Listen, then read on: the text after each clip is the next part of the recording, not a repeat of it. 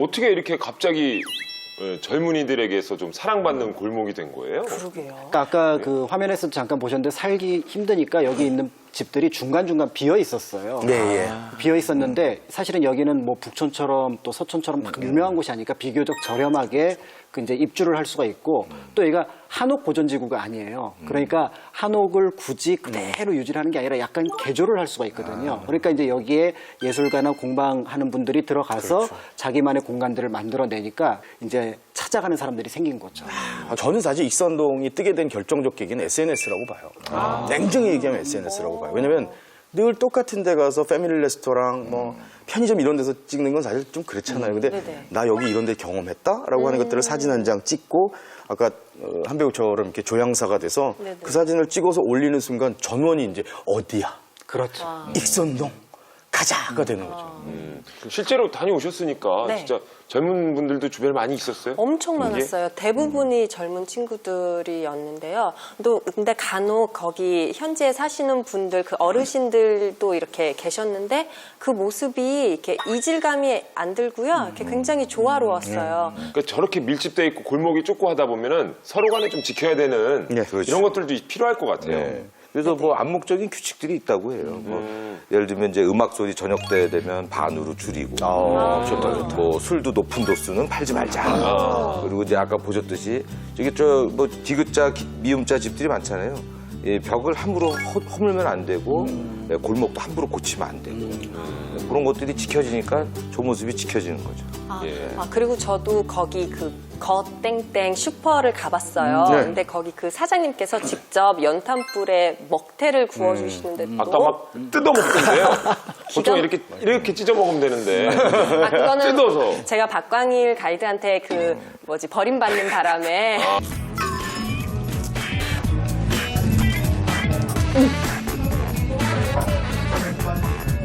화풀이를. 네, 화풀이를 그렇게 했었고요. 죄송합니다. 네, 그랬는데 너무 맛있었고요. 그리고 거기서도 맥주도 파는데요. 네. 소주는 안 판대요. 왜냐면 사장님 그 철학이 너무 취하면 이렇게 좋지 않기 때문에 그래서 소주는 안 파시고 그리고 그 원래 시골에 살던 그 슈퍼마켓 그 모습 그대로 재현하셨더라고요. 저 문화도 사실은 이식이 된 거예요. 우린 없었는데 전주 지역에 가면 가맥이라 그래가지고 네네. 가게 맥주라는 게 네, 있어요. 맞아요. 보통 이제 제가 가맥이요. 군 생활을 전주에서 했는데 훈련 받으러 나온 그러니까 휴가 나온 군인이 됐던 대학생이 됐던 동네 주민이 됐던 그냥 편안하게 가서 가게에서 맥주 한 잔 시켜가지고 먹태나 노가리 구워주세요라고 먹는데 그 문화를 고스란히 가지고 온 1호점이에요. 전 사실 그 거땡땡 슈퍼 같은 경우가 굉장히 큰 의미를 갖는 게 익선동이라고 하는 역사와 청년 사업가와 전주의 음식 문화를 하나 가지고 왔기 때문에 저 자리를 그냥 저렇게 뭐 맥주 파는 집이라고 보기에는 함축적인 의미가 굉장히 깊어요. 근데 하지만 이제 그 현대로 들어오면서 어떻게 보면 개발해서 조금 물려놨었던 그런 골목인데 젊은 창업가들이 네. 다시 모여들면서 지금의 인기 있는 골목이 된 거네요. 네. 예. 근데 그런 아이디어들이 결국은 그 바탕으로부터 나오는 것 같아요. 맞아요. 분위기가 이렇다 보니까 1920년? 1920년? 그러면 복고에서 어떤 음식이 가장 대중적일까? 이런 걸 따지다 보면 계란 프라이 올라간 함박 스테이크, 돈가스. 근데 이제 의자나 이런 소파나 이런 것들을 보면 비슷한 분위기를 내는 거예요. 그래서 앉아있으면 내가 왠지 이렇게 경성 사람이 된 것 같고 이런 느낌들이 있어서 인기가 많아요. 너무 맛있었어요. 느낌이 확 다를 것 같아요. 달라요. 맞아요. 자, 저희가 이렇게 서울 곳에서도 가장 그 사랑받고 있는 골목길들을 살펴보고 있는데 여기서 이제 드는 궁금증 하나가 워낙에 이제 교통도 발달이 되고 차 타고 가서 차에 내리면 딱 주차되고 그렇죠. 큼직하게 널찍널찍하게 이렇게 잘 돼 있는 것도 많은데 왜 이렇게 또 골목길도 나름대로 사랑을 받고 있는 걸까요?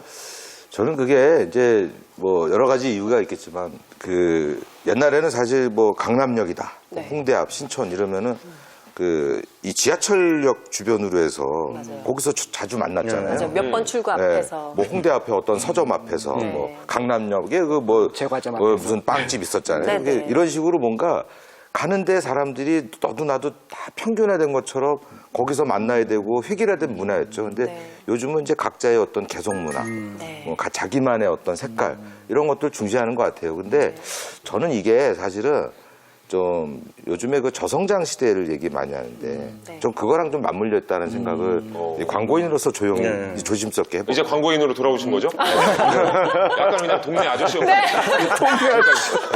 잊고 있었어요. 계속. 아니 왜냐하면 이제 고속 성장을 하던 시기에 우리한테는 늘 입처럼 그 입에 붙어 다니는 게 빨리빨리예요. 네, 맞아요. 빨리빨리 올라가고 빨리빨리 지어서 만들어야 되고 내놔야 되고 이랬는데 이제는 저성장 시대로 오면서 좀 사람들이 이제 옆을 보기 시작한 거예요. 사실 앞만 보고 달리다가 주위를 옆을 보다 보니까 그 전에 안 보였던 골목길 같은 게 싹 내 마음속에 들어오면서 이거의 소중함 같은 거를 깨닫는 그 조금 다른 두 가지가 그 모순되는 것이 골목에서 만난다고 생각을 해요. 하나는 낯선 것과 하나는 익숙한 거죠. 그러니까 젊은 사람들한테는 아파트에서 자랐던 사람들은 골목이 되게 낯선 공간이고요.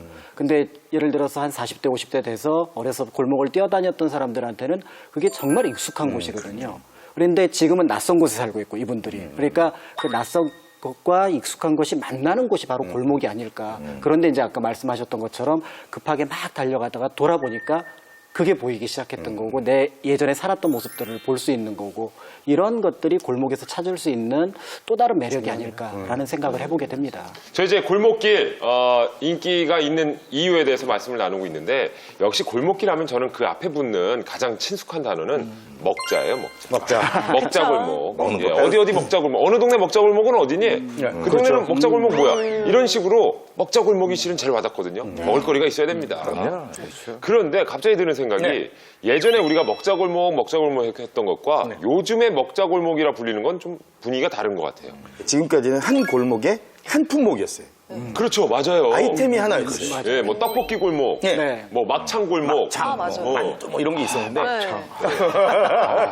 또 지금은- 자극했나요, 또? 지금은 오히려 그냥 골목은 하나고 그 안에 굉장히 다양한 품목들의 전 세계 음식들이 들어오다 보니까 먹자골목은 거의 180도 바뀌었다고 보시면 될 것 같아요. 한수연 씨는? 저는 그래도 막상 갔는데 입맛이 다 다를 수도 있잖아요. 다른 걸 먹고 싶을 수도 있고. 그래서 저는 다양하게 있는 골라 먹는 재미가 있는 쪽으로. 그러니까 정말 요즘 먹자골목 네. 여러 가지가 요즘 다 세대네. 있는 거. 그러니까 저도 예를 들어서 거기가 되게 뭐가 유명하다고 갔는데 사실은 그 식당이 이제 막 줄을 쫙 서 있으면은 이게 참 애매하거든요. 그냥 오기도 뭐하고. 근데 그게 이제 단일한 품목을 이렇게 쭉 팔고 있는 골목들이면 그럼 또 그 옆집에 가서 먹어도 되고 예. 이런 것들이 있을 것 우리 같습니다. 박광희 가이드까지 이쪽으로 얘기하니까 진짜 아저씨 쪽으로 된 것 같아요. 저는 왜 다양한 거냐면요. 여럿이서 친구들이랑 이런 적이 있어요. 그 먹자골목에서 여기서 이 음식점에서 조금 시켜가지고 나눠 사들, 먹고 네. 또 여기 가서 또 나눠 먹고 이렇게 해서 다양하게 이렇게 나눠 먹으니까 너무 맛있더라고요. 그렇게. 근데 그럼 너무 시간이 걸리지 않아요? 한 번 가서. 그래서 한 번 하루 종일 먹는데 다양하게 먹고 저는 한수연 씨의 저런 코스에 대해서 쭉 얘기하는데 지쳐. 이제 아저씨가 돼가나 봐. 그냥 끝난 거야, 끝난 거야. 어떡해요. 이 얘기를 듣는데 아우 지치게 가서 먹으러 간 거잖아요. 이제 나하고 같이 놀아. 다양하게 먹는 게 좋죠. 요거 맛보고 저거 맛보고 체험하고. 이랬었던 것 같은데 갑자기 이쪽으로 넘어가네. 그러면 이제 저쪽에 한 군데 가서 인정하세요, 빨리. 또 맛있는 거 먹고. 받아들이세요. 뭐 여러 가지 이제 취향이 정말 있는 것 같습니다. 나 쫓아다니면 이렇게 된다?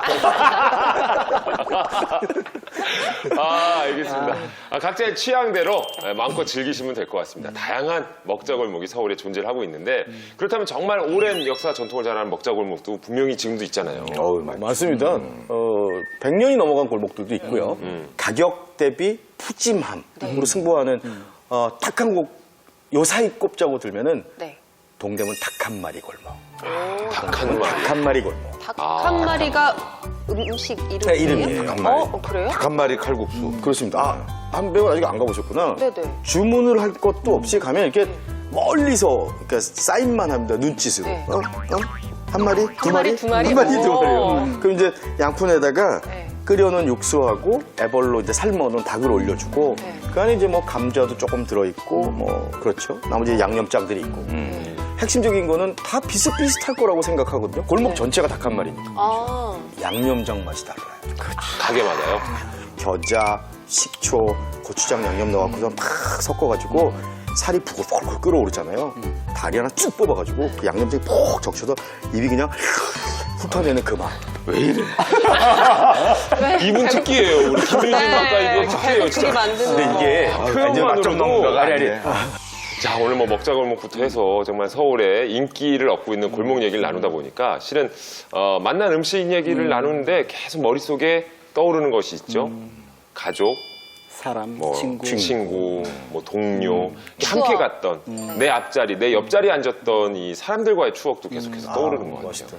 골목 얘기를 나누는. 네. 오늘 진짜 어떠셨습니까? 제가 어렸을 때 살던 길이 있었어요. 거기서 막 별걸 다 하고 놀았어요. 뭐 다방구, 구슬치기, 뭐 비석치기 다 했어요. 그래서 거기가 진짜로 넓은 줄 알았어요. 근데 나이가 들어서 이제 이사를 갔다가 우연히 내가 저기 살았었는데 하고 갔더니 진짜로 좁은 골목이었던 거예요. 그 시간의 격차를 느끼는 순간 참 뭐랄까 그 참을 수 없는 어떤 그 추억에 대한 그리움 이런 것들이 느껴졌었는데 골목에 갈 때 그런 생각이 떠올라요. 거기서 놀았던 사람, 거기서 어떻게 놀았던 방법, 또 거기서 즐겼던 어떤 이야기들 이런 것들이 떠올라서 이게 그냥 어떤 여행하고는 다르게 추억 여행으로서 사람을 찾아가는 여행으로서 꽤 괜찮은 여행이 될 것 같다 이런 생각이 들었습니다. 맞아요. 추억. 저 같은 경우는 예. 그 이제 나이가 좀 있다 보니까 이게 꽤 많은 골목을 많이 경험했잖아요. 그 골목에 가면 유난히 떠오르는 사람들이 있어. 누구죠? 그 이제 뭐 옛날에 이제 뭐 어릴 때 저 상도동 그 주택가 골목에서는 좀 집에 이제 들어가던 미정이가 그렇게 생각이 나요. 좀 대학교 이제 다닐 방송 보다가 때는 미정 대학로 그 뒤에 그 먹자 골목 가서 그 수정이가 그렇게 또 생각이. 미정, 수정. 네. 왜냐하면 이제 우리 이게 나쁜 얘기가 아니에요. 아, 그럼요. 네. 이게 그 지나온 시간을 함께 했던 사람이 그 골목의 추억에 고스란히 배어 있는 거죠. 네. 그리고 오늘 남자들은 이제 한 번씩 네. 가슴에 서랍을 이렇게 열어보면서 한번 확인하고 난 집사람이 있지 하고 다시 나가. 네. 그리고 집에 가는 거예요. 네, 추억의 힘으로 먹고 사는 거지. 예. 아, 역시나 이 사람들과의 추억 말씀 해주셨습니다. 어떠셨어요, 진짜? 좋은 말씀 너무 많이 듣고 우리 저 한수연 배우가 갔다 왔던 또 영상으로 또 다시 보니까 막 기분 좋아지는데 골목은 36.5도시다. 골목은 사람이 있어야 골목이에요. 골목이 없으면 잡초가 자라고 그다음에 폐허가 되기 쉽고요. 그래서 사람이 다녀야지만 사람이 흘러야지만 만들어지는 게 골목이라는 생각이 들어서 오늘 모든 사람들 이야기, 그 음식 이야기 참 재밌게 흥겹게 들었습니다. 네. 아, 특히나 오늘 한소연 씨 덕분에 골목 여행도 제대로 했네요.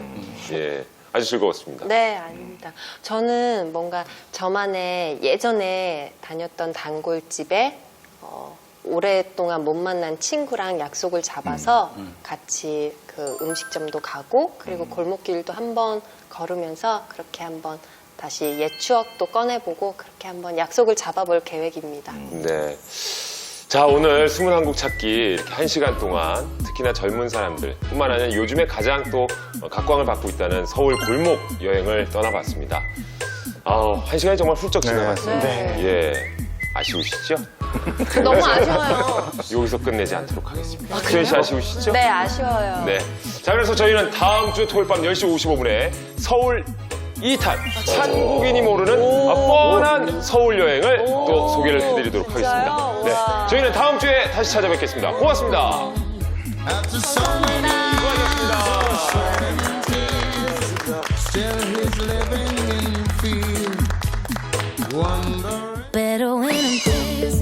오늘은 서울 2탄입니다. 한국인은 모르는 뻔한 서울 여행.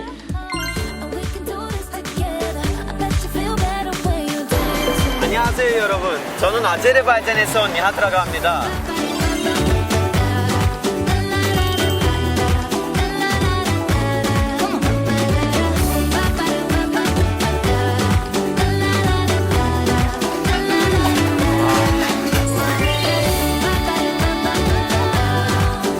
전 세계에서 외국인이 가장 사랑하는 도시 가운데 하나입니다. 항상 이렇게 에너지하게 다이나믹한 그런 매력이 있는 것 같아요. 뻔한 것도 뻔하지 않게 소개하죠. 깎아주세요.